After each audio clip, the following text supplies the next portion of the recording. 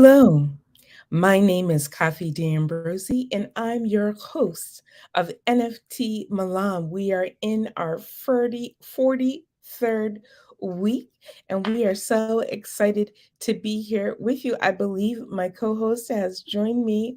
Welcome, Ruler in Peace. Hey, Miss Coffee, you just cannot believe the technical issues trying to get into the show today. Good to see Good you. morning. I was about to drop some NFT news Oh, you myself. just I was ready. you were ready. You were ready, Freddie. All right. And so, Yes. What do you have on tap? We missed the Nike drop, and I'm ready to hear about Nike, Starbucks, and more.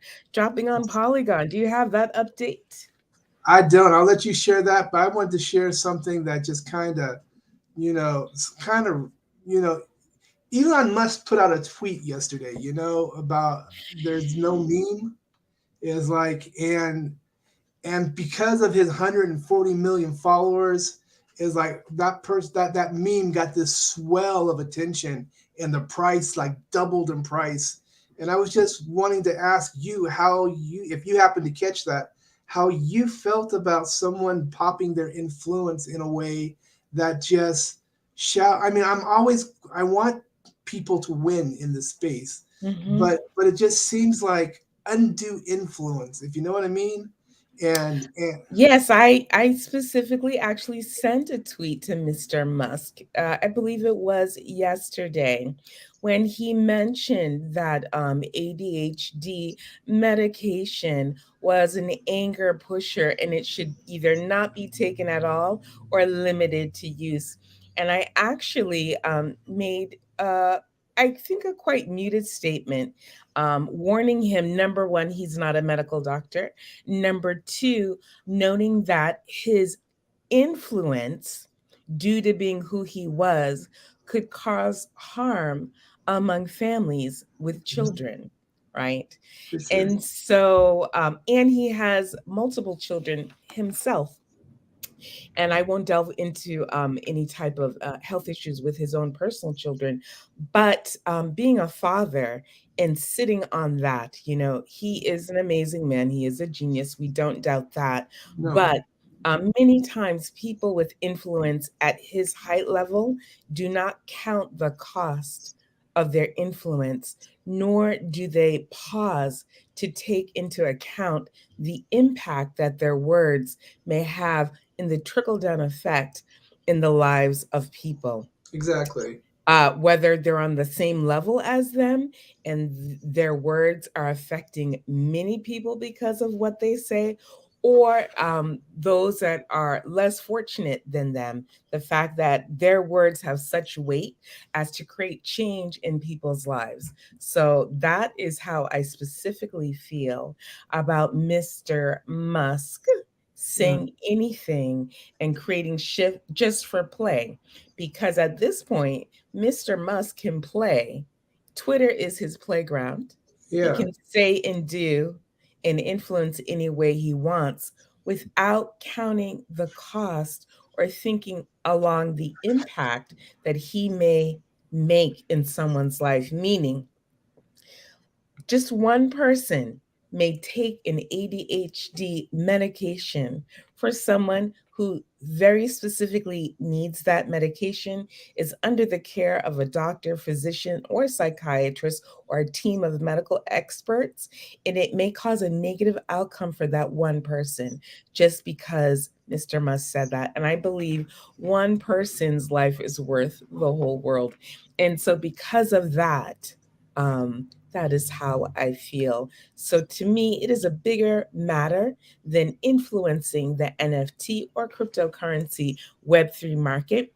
And in fact, the way your mouth speaks, your dreams and your visions impact the way we are currently living, then you should walk a little more circumspectly and walk a little more. So carry a big stick, but walk softly. exactly. Unfortunately, some people carry the big stick and beat people ahead around it for play, for their pleasure, and for their diversion. And so, as much as I acknowledge that he is a genius, he is an outlier, He dreams beyond, he dreams into space. I admire that. But also, as a mother, as a caregiver, as someone who's worked in the healthcare industry, uh, whether it's holistic medicine or regular medicine, the impact that your words have are so powerful. And so, circumspection is key to great leadership. And so, those are my thoughts. Yeah, the impact of one's words and actions. We won't even get into the fact that he's bringing Tucker Carlson onto his meeting. I have that is not a play. Yeah, though that so this This, thought has yeah, no place on yeah, NFT Malam. Thank you Malam. so much. Yeah, that's a whole different show. Maybe Yeah, on your show. baby. So, Mr. Ruler in Peace, what it let tell us about your upcoming show. Yeah, on May 14th, Machine Minds launches. And so it'll be the 14th in the United States, it'll be the 15th in Singapore. And so Machine Minds is all about artificial intelligence, highlighting people who are using artificial intelligence, educating people on artificial intelligence so that they're not so afraid of artificial intelligence Mhm. and looking forward to what they're able to do and unleash the power within themselves. AI can be something that can be terrifying. It can be something that can be liberating, uplifting, inspiring, and empowering. And so the show will touch on all of these, but the real focus is on the empowerment, is like of the artists, of the people taking AI and advancing their dreams, their visions, and their goals. So once again, is like it premieres. The episode one will be this Sunday, is like May 14th at 11 p.m. Eastern Standard Time is like, and at 11 a.m. CGT time on the 15th. So I'm excited about that. But I'd like to hear what you had to say about, the Nike thing as well. If you want to drop just a couple of little more tidbits in there. Um, well, with us having the metaverse and AI, NFTs took a little bit of a backseat in the past year, not to us who are creators. Some people have struggled in the NFT space, but it seems like to the outside world that NFTs are back in action. They were never out of action for True. us. It's so that the Polygon network is has been elevating the adoption around these assets. And so according to reports, Nike launched last week its first NFT drop on its Swoosh Web3 community platform, which was introduced months ago as a homage to the classic Nike Air Force One shoe from 41 years ago. The Mm. Air Force One of One collection will feature Polygon virtual sneakers as NFTs. Yes, swoosh in style. Exactly. And then Starbucks, in its entry into the NFT space, created some buzz when the coffee chain rolled out its first drop. I missed it by minutes. It sold out in minutes, rather. So I didn't miss it by minutes. It sold out in minutes. So they really decided to double down on creating these digital assets for the blockchain. So it's going to introduce its first store collection. Excuse me, we missed this, or not we missed it, but we're catching up. Web3 is moving so fast. It introduced its first store collection on Wednesday, April 19th. This collection consists of a set of 5,000 NFT stamp collectibles produced on Polygon. The NFTs are being sold for $100 each, the same price as previous drop, which only included 2,000 of them. So I believe they were probably sold out, and you can find them on secondary. And that is my NFT news for the day. Thank you for the additional information. It's like Elon just caught me by guard, so thank you. It's good to hear. Yes. I actually like Starbucks and I like Nike. I mean, it's like on multiple levels. So if they can get into the space, and because we need corporate, it's all encompassing. And so some people are really just anti the corporate mentality, the anti the corporate inclusion is like, I can speak for myself. I don't want to see them come in and bum rush all the artists and all that kind of stuff like that. But I would like to see them come in and help elevate artists and help elevate their own brand as well, and have a healthy, functional community. We'll So see. we'll see what happens. Exactly. Yep, absolutely. But I like the fact that they're doing the project small and not swamping the market with a million NFTs. Yeah. Exactly. So they are being mindful, and I think they are trying to create smaller solutions and to create value. So I Yeah. like the fact that they are small collections as compared to what they could be, and they are at accessible prices, Exactly. right? That's On the that part. primary market. Yeah. Exactly. So that's fun, and we will be keeping you up on more NFT news, and we're going to get a little more. We're going to get a little more into it. Maybe both Ruler and I will both be giving our opinions on what we think is exciting in NFT news. So, unfortunately, our guest Robbie Kamalo is having technical difficulties with us today. So we have pulled out of the archive an unseen interview with Paul Lloyd Warner, and this is a one-on-one interview. It's very intimate. Let me tell you a little bit about him. Paul Lloyd Warner is an author and poet whose subjects are dolphins, whales, world peace, the fourth dimension, the environment, the universe, spirituality, and more. He's a photographer of nature and portraiture, now creating visionary images utilizing computer graphics, emphasis on sacred geometry imagery. Also, the reason why I know Paul Lloyd Warner is he is an amazing classical music artist. He has 9 albums in his Music for Peace collector's set. He also is minted on the blockchain on OpenSea. And this is my one-on-one special personal interview that I did with him on Coffee Plus Studio. He is a composer in residence with his company, Waterfall Music. He composes and performs music around the world in green spaces to create healing music. So we're going to discuss his journey into music, how he became a musician, and how he entered into the Web3 space. So welcome, Paul Lloyd Warner. Hello, everyone. You know what time it is. If everything is always working out for you, you're here at Coffee Plus Studio podcast. Yay! And today, I have author, composer, activist, NFT creator, and a very special person, very dear to my heart. I have to give that disclaimer. I'm madly in love with him, Paul Lloyd Warner. Welcome, Paul, to Coffee Plus Studio podcast. Thank you so much. Oh, you're welcome. Thank you so very much for having me. Thank you. And so, Paul, I've been waiting with bated breath as I relaunched my podcast to have you on as a guest. We finally made it. Our original rendezvous where we met each other, I recalled a childhood memory sitting in class discussing whale song. And I remember the discussion about a composer who had an interaction with whales and whale song and created music for them. And it fascinated me. And we watched a video, and that memory stuck with me because I remember everything. And then when I met you, I was beside myself.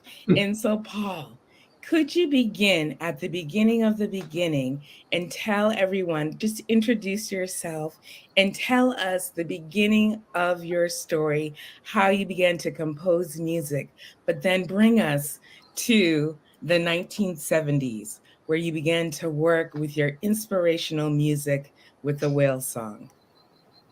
Oh, thank you so much. And I began studying piano when I was 6 years old. I was born and raised in Los Angeles.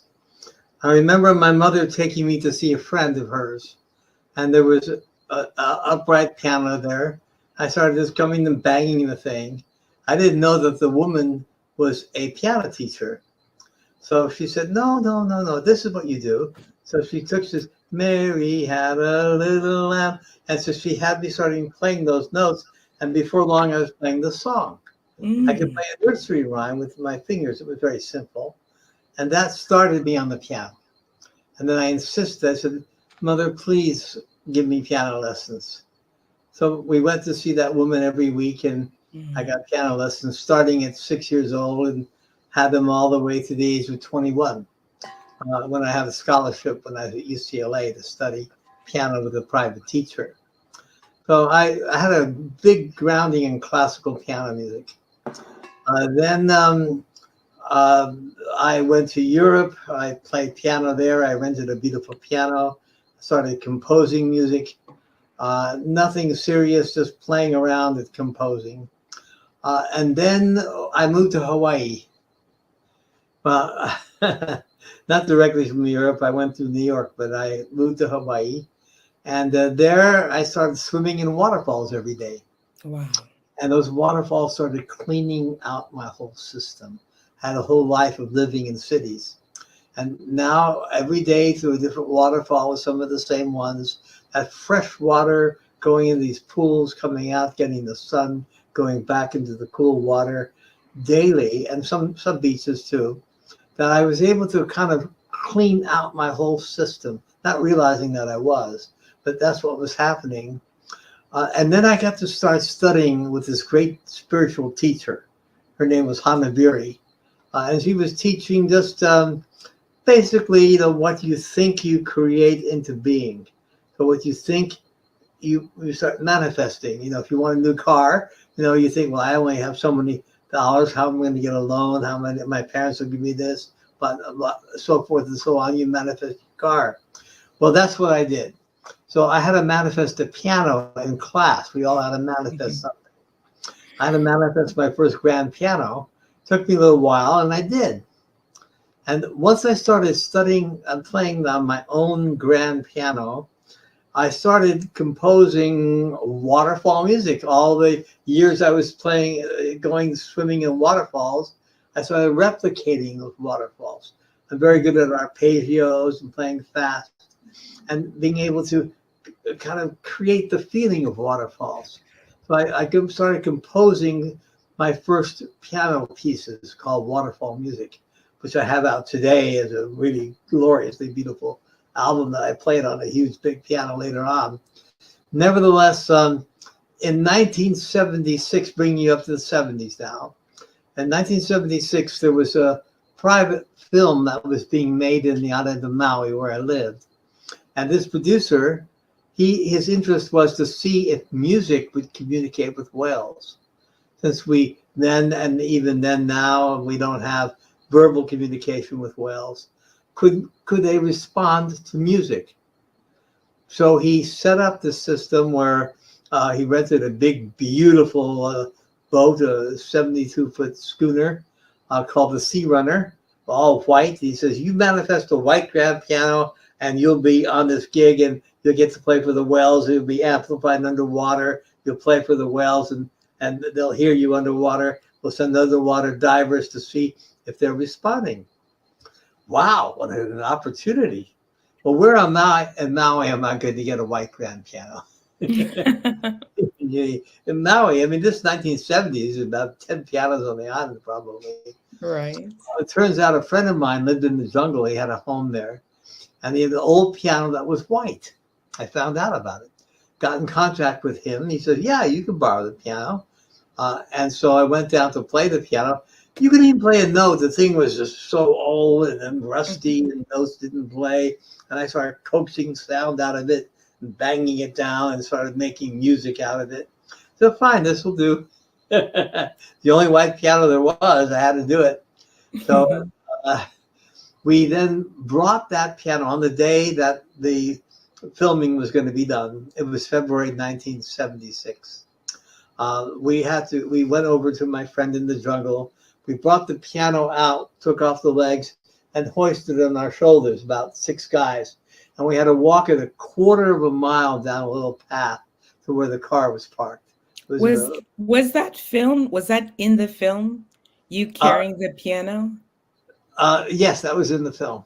Yes, you might have seen just a little fraction of it. My memory scares me a little bit. Go ahead. That was not a central part of the film, but it did No, show but the fact that it just flashed in my head. Yeah, good. Yeah, 40, how many years? Yeah, 40 something years later. You never know. And so we brought it over to Lahaina, and it was hoisted right from the wharf in Lahaina right onto the Sea Runner. And there it was anchored sort of midship. We had to put it down. And then we put microphones right over the strings of the piano. The lid was up. And we went out to the humpback whales. And when we got out to the region, we saw them. There were some people that were parked up on Lahaina Luna, some mountain right behind Lahaina. And they had binoculars, and they could see the whales. And they told us by radio telephone where it was. No cell phones in those days. And so we went out to the whales. We got out there.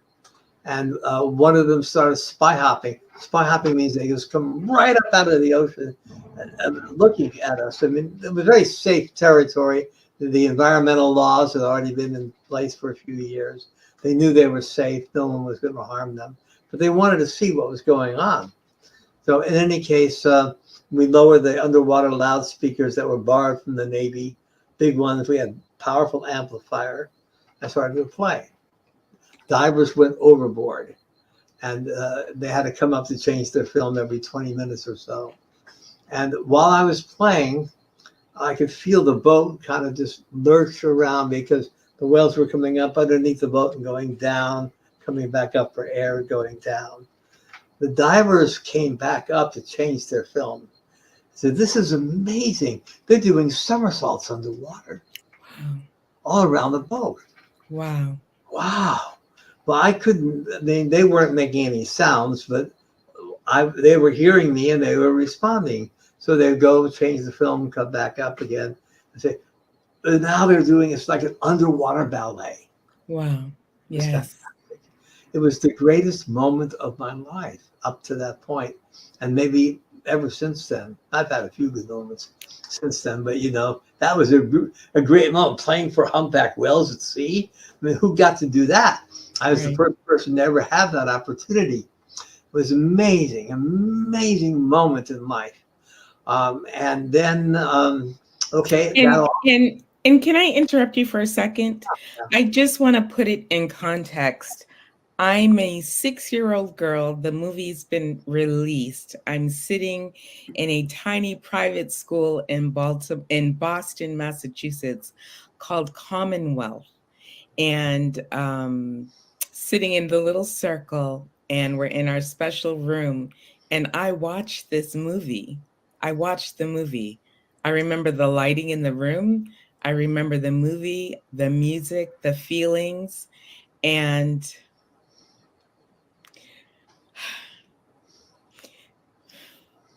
I never imagined I'd meet you.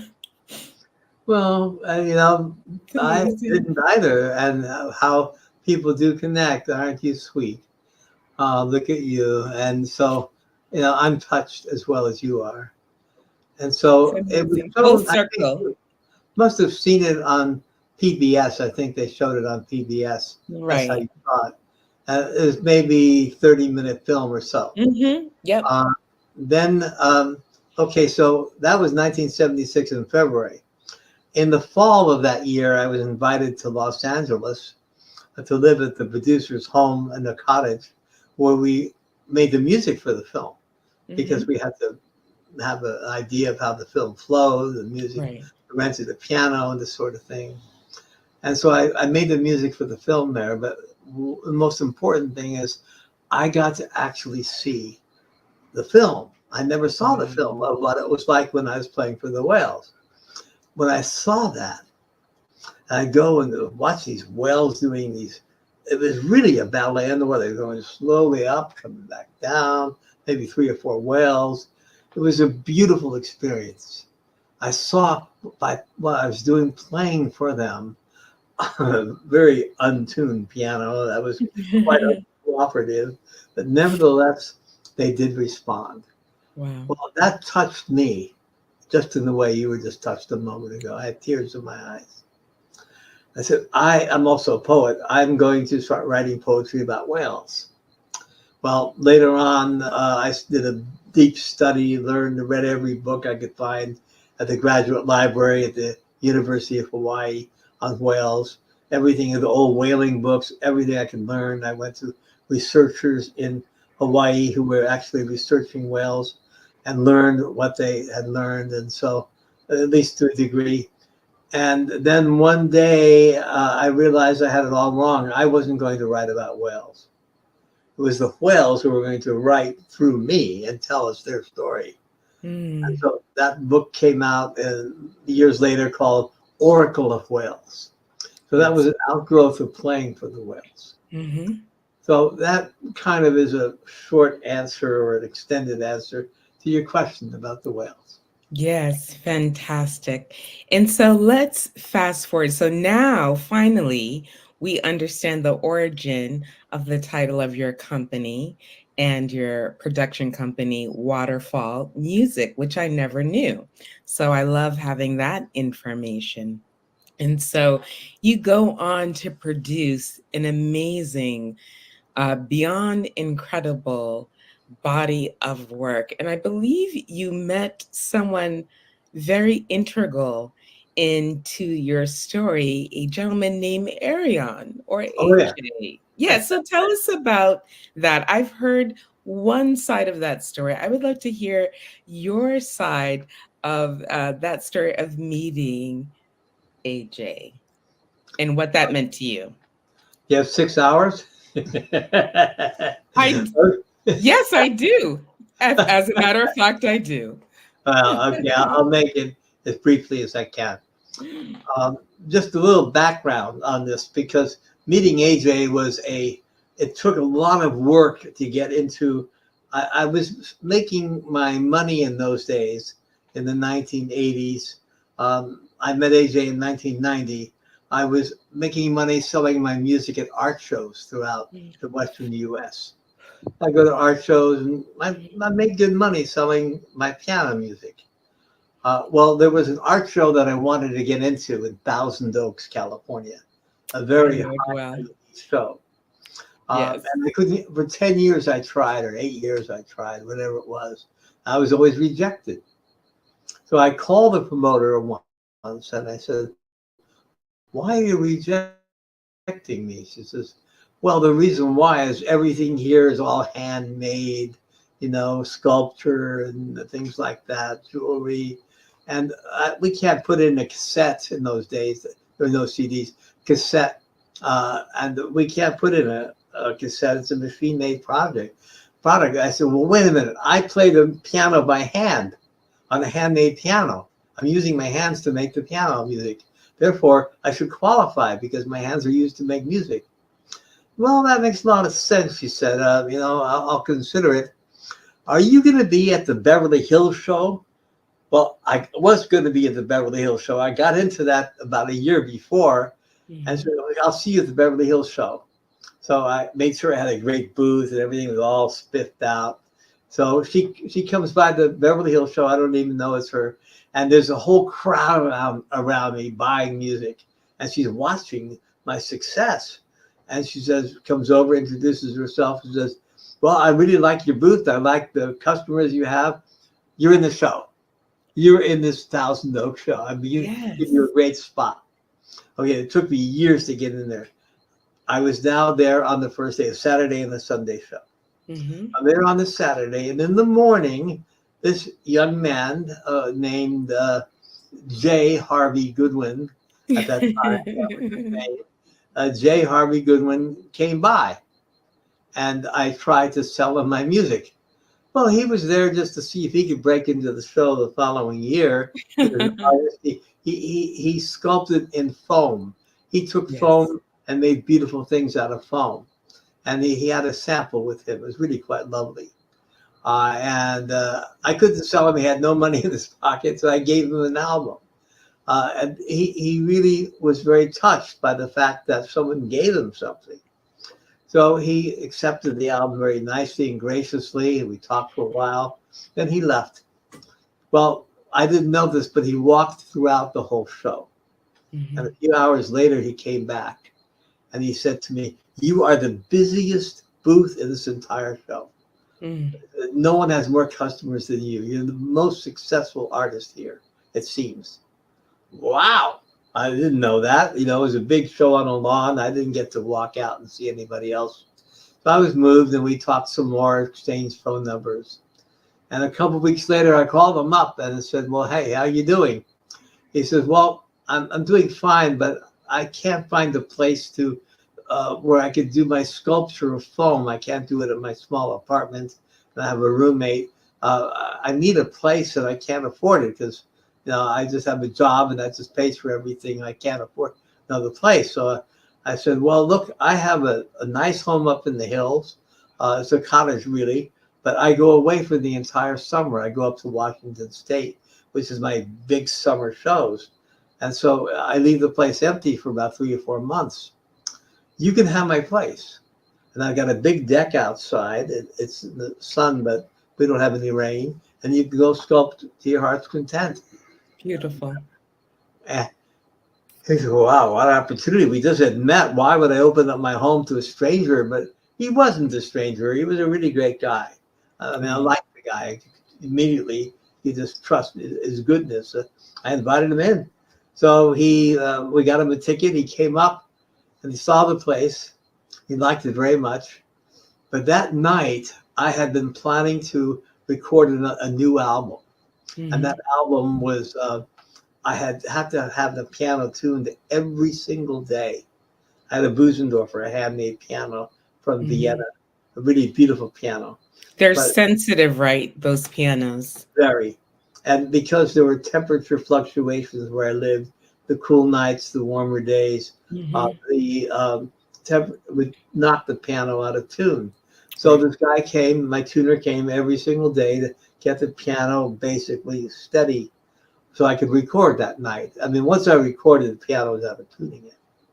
But I had professional equipment, the best microphones, the best everything. I had invested in that. So that night I was going to record an album just by coincidence of him coming up. He came up, and then we had dinner, and then I said, "We're going to record." He had never heard me play live, of course, just the recording I gave him. Then he came over and he shook my shoulders very hard. He says, "You make this the greatest recording you ever made in your life." Just like that. And you said, what did you say? Yes. Well, why not? Okay. I was shocked that he was so bold to come and shake me, but it shook something in me. So that night, I recorded something amazing, amazing. It was Asian music. It was the music of an ancient poet, an early Chinese poet from the 8th century. And it was his life story. I'm not going to go into all the details of that. His name was Du Fu, D-U-F-U or T-U-F-U, China's greatest poet. And it was his story of how he had a wife, he had 2 children. He worked at a very simple job for the government, but the government had been toppled by a revolution. So he was banished, and he had to go to Mongolia and leave his family. And so this thing that I had done for about a half hour to an hour, the music I was playing was so Asian and so deeply thought through and so technically flawless to get those Chinese tunes and really get those melodies going. Hard on a grand piano to do that. But I did that. I had already been practicing this album for years and never got a good recording of it. But that night I had planned on doing it. So afterwards we listened to it and just stunned and amazed how beautiful it was. And you know, it's not been yet released. We've kept it all these years. I have a digital copy of it, and it's beautiful. And it'll be released at the appropriate time, I suppose, whenever that's going to be in the next I'm year or two. my birthday is November 5th. Thank you so much. Well, I'll tell you what. I will get a copy of it to you. No. Only for you, though. I mean, you can play it, but don't give it away or anything. I And would never. I'll give you a copy of it. I And manifested that. you would manifested that. I will. I did. I've been dreaming. No, actually, I was planning on buying an NFT, but we'll get to that. That's a future. Yeah, That's this is not totally an fine. NFT. This is But no, I definitely, it's okay. Thank you. yeah. Well, your birthday's November 5th. You came to my birthday party. I'm going to yours. At least I'll give you that. I'll send you a recording of it so you can hear it. Oh my goodness. I am Twitter pated right now, but we're live, we're streaming, so I have to contain my joy. It's my joy to share it with you. Copy. It really is. Thank you. You So people have you heard it, and it's something like you've never heard before. I bet. And really something else. So so you inspired AJ, and then AJ inspired you. So we had this circle, this symbiotic circle of support, inspiration, and movement, no pun intended. What happened was that he came up with the purpose of seeing if the home would be appropriate for him to come up for the summer and sculpt. So there was a small show I was doing that particular weekend. He came, and he came with me to that show in Jenner by the sea. Mhm. And as soon as he got there, we set up a big booth. We had two tables, and he was on one table. I didn't know he was the greatest salesman in the world. I Yes. didn't know that. I had no idea. And so he starts selling music, and suddenly this woman comes over to him, and she just taps down on the Miracle of Dolphins, one of my piano albums, and says, "This album saved my life." Wow. And what? He's just there. I mean, he'd only been there for 10, 15 minutes selling my music. And this woman comes over, and she says, "Oh," she said, "I had fourth stage breast cancer, and I was, basically in hospice at home. My husband was beside himself. My children were, and I was going to die. But someone gave me a copy of this album, and there was something that gave me great hope. And I just listened to it all the time. We played it all the time, and I went into remission." Well, I did not ever imagine anyone going into remission over cancer. That was nothing I had planned. But she says, "I wish I knew who this artist is. I really would love to meet him." Well, Mr. Goodwin is he's right over there at the next table. "Paul, come over." And she came over, she met, "You're Paul Lloyd?" "Well, yeah." She bowed down and practically kissed my feet. She just bowed down and said, "You saved my life. You saved my life." And I said, "Well, really, the music was a catalyst, and you wanted to save your own life. I didn't save your life." "No, you saved my life. You saved my life." And you got to meet my husband. So she grabs my hand. She lived up on the hill right above where the show was. And she grabs my hand and she pulls me up the road, the little path up to the house. I left the show in charge of AJ. And so we go up. She comes in the house. She's holding my hand. She says, "Honey, honey, honey, you got to meet the Dolphin Man." He's not around. And so it was really odd. So finally, she goes and finds her husband. And he comes out sheepishly. He's like, "Oh, who are you?" And she says, "Yeah, this is the Dolphin Man. He saved my life." And so he got the whole thing. It was all really beautiful. So I went back down to the show. AJ, who's the greatest salesman on this earth, sold like $1,000 worth of music in the time I was gone. Now, this That's a is a lot. show that I'd make maybe $1,000 for the whole weekend. He did it in a few hours I was gone. It was amazing. So on the way back to Santa Cruz, where I was living at the time, he said to me, "I don't want to come and live here and sculpt. I want to go up to Washington State with you and make a lot of money in the Northwest." So smart. So He smart. went back to where he lived in Ventura. He quit his job. He's working for Mac, selling Mac computers, and Oh, he quit yeah. his job and he came up and we traveled that summer. We had the best summer of our lives. It was just so much Wow. joy and happiness. Very successful shows, a lot of laughter, a lot of fun, Yeah. and we became best friends. And Love that it. we bonded into the best friendship. We've had that friendship ever since 1990. Count the years. I think that's Amazing. how many years? 32 Yes. years. 32 So years. yeah, we're best buddies, best friends, and well, you know him. So that's the story. That's the basic story. Yes, we're going to have during our next part two of our interview with Paul Lloyd Warner, we're going to have AJ on with Paul, and we're going to go into the next part of this story with author, composer, activist, and NFT creator. Paul Lloyd Warner. And let us, before we end, I think we need to hear some of this music. So I'm going to put it on the screen. You're going to describe a piece of music, and we're going to take a few minutes just to get some of that healing music for ourselves and to share with our audience. Okay, is that okay with Oh, you? that's wonderful. Thank you so much. Okay, hold on, please. AJ sent me some beautiful music in advance. I'm so excited. Hold, please, everyone, which is my most famous saying. And again, we are oh, look at the new website. It's gorgeous. And let me share the screen with everyone.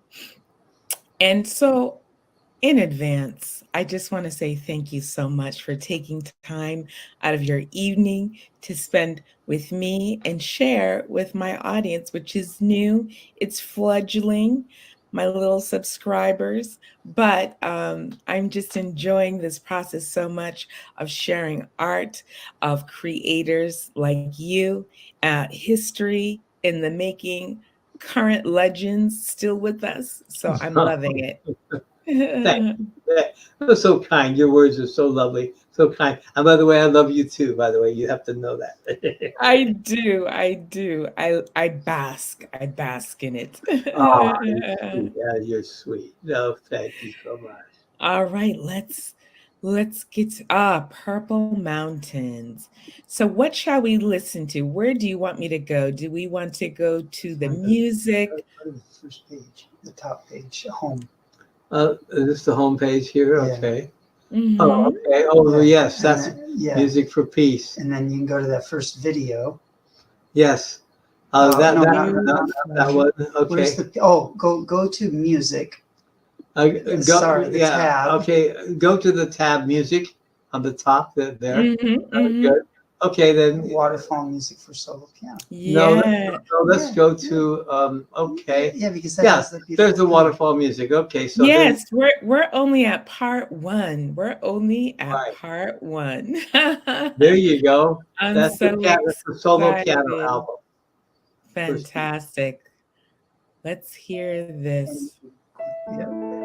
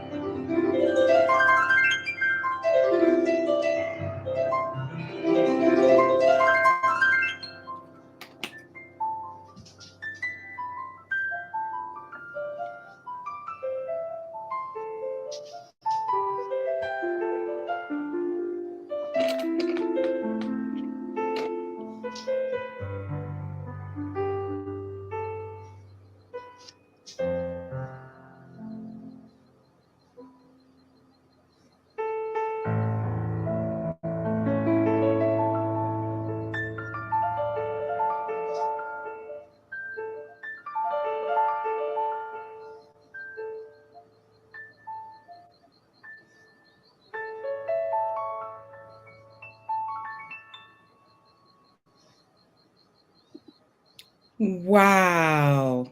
Wow. That the music is so much more powerful with your story, right? So the music was always beautiful, always emotional, always stunning. But hearing your story and understanding the origin of the music and what you were writing made it so much more impactful. And so I just want to thank you so much for coming, and we are beyond grateful for Mhm. you sharing the beginning of your story. And we are looking forward to sharing, or you sharing, the next chapter with Kafi Plus Studio. And so we're going to go out with a little piece of music called From Me to You. I didn't write it. It's called Kafi's Kafi, from our friend Ruler in Peace. And so we're just going to take you out with just a little piece of music. I want to thank my audience for tuning in. Stay tuned. We are coming back with Paul Lloyd Warner, author, composer, activist, poet, and NFT creator. You will not want to miss the rest of this story. Thank you so much, Paul. I love you, and I can't wait to see you shortly. Thank you Oh, so thank much. you. You're welcome. Thank you so much. Thank you. All right. Ruler in peace. Paul is just such a beautiful soul, and he's so talented and he's so humble and he's so gifted, and he really just put out a vibe. And he's got a couple of pieces out there that when we performed, when we shared, is like, what was the thing that we did, is like, one of our Connectella, yeah, Connectella, exactly. And our so music festival our in music Web festival. 2.5. Exactly. So from that Connectella event, I got to really hear a lot of his music, and Yes. he put out some pieces that just warped my brain in the most beautiful of ways. And so now, sweet soul, creative Mhm. soul, and that was a really priceless experience. For I hope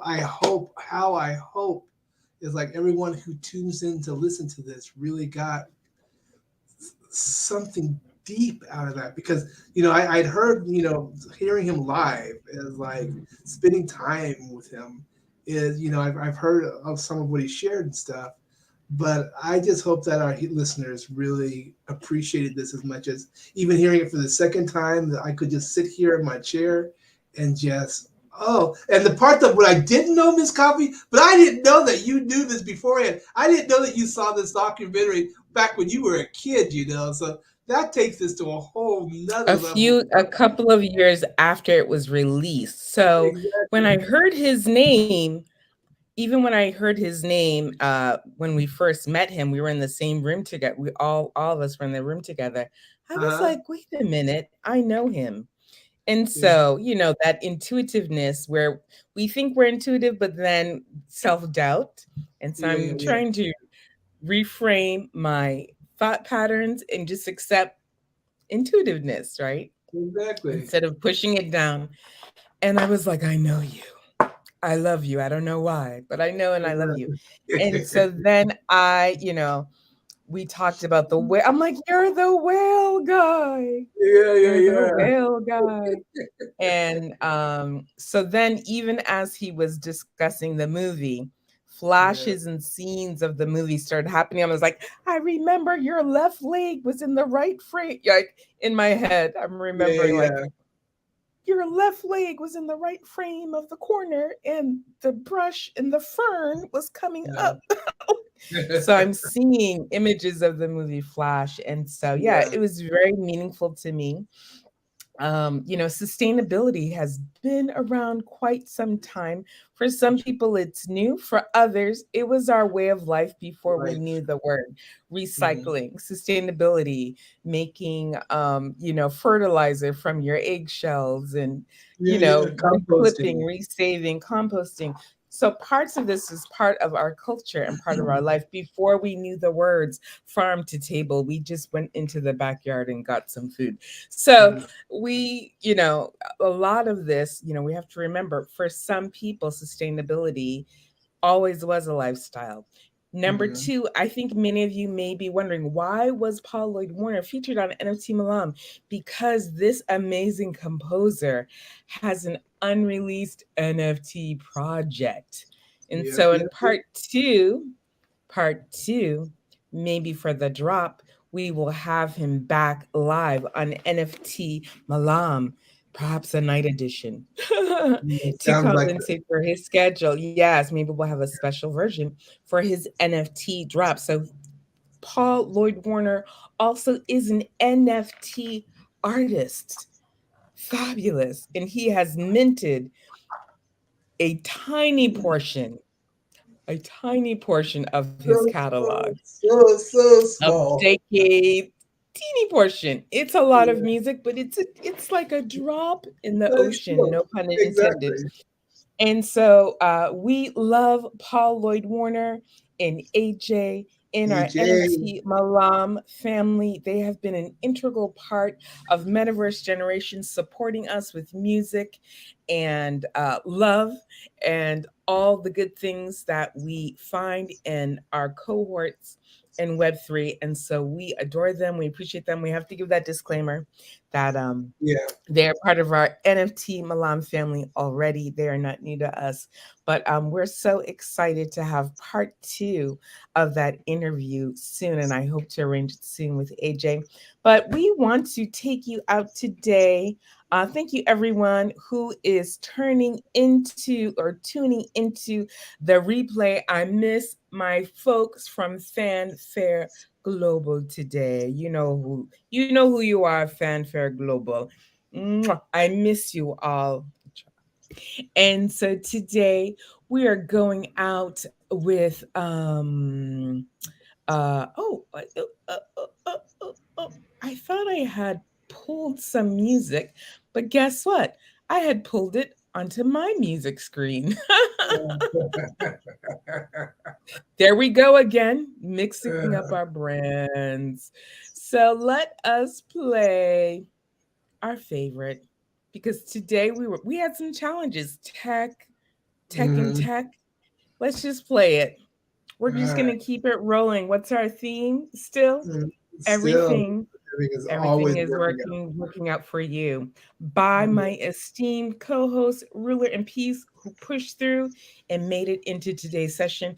Hey folks, we are at week 43 at NFT Malam. We are pushing through to week 52. We're gonna do it. Do I get a break? One I'm gonna year. see.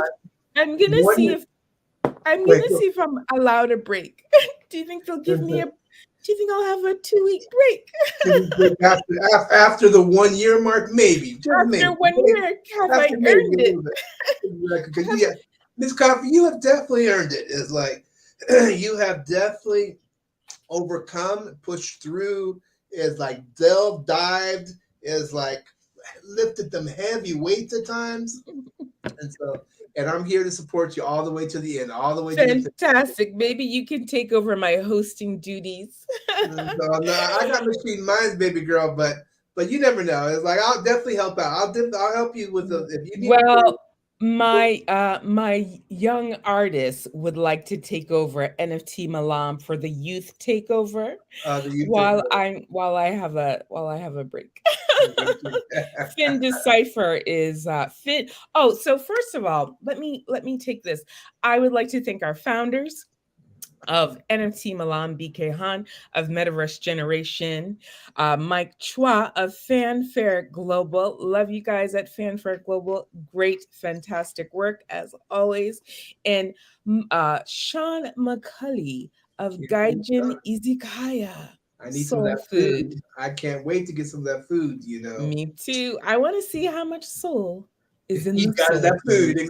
Exactly. It's not soul food until we taste it. Thank you so Right. much. Also, I want to give a special shout out to my brand new production assistant who literally pulled NFT Malam together today. Finn Decipher, NFT artist, digital creator, and author. Finn Decipher is coming for my role. They want Malam. They want Malam. They're trying to retire me from Malam. And I say, come and get it, Finn. Let's go. It's Web3. All the opportunities are yours. Everyone, thank you so much for tuning in to NFT Malam in Singapore, Malaysia, Australia, Indonesia, and beyond. Of course, we are here bringing you a weekly show in person and online. Meet us in Singapore coming this year. We're so excited to meet up with a group of our fans and our favorites. We're going to Singapore, folks. Will you meet us there? Will you be meeting us in Malaysia?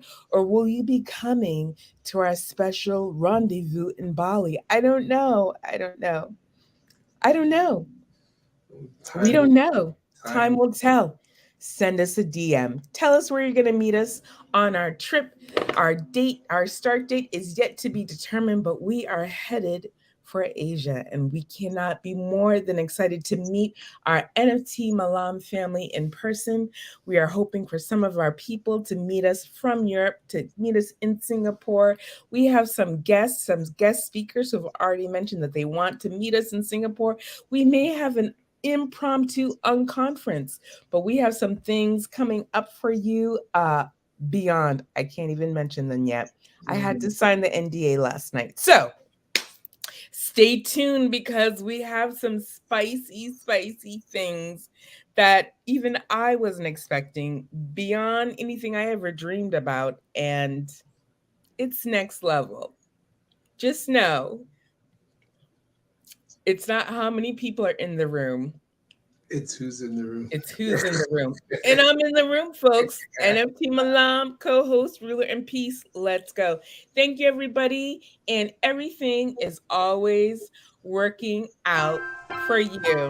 Bye-bye, everyone. Peace, love, and tranquility.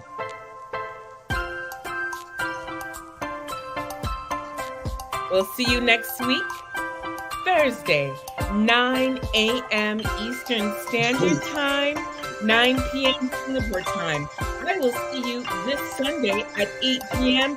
on The Music Train. The Music Bye-bye, Train. everyone.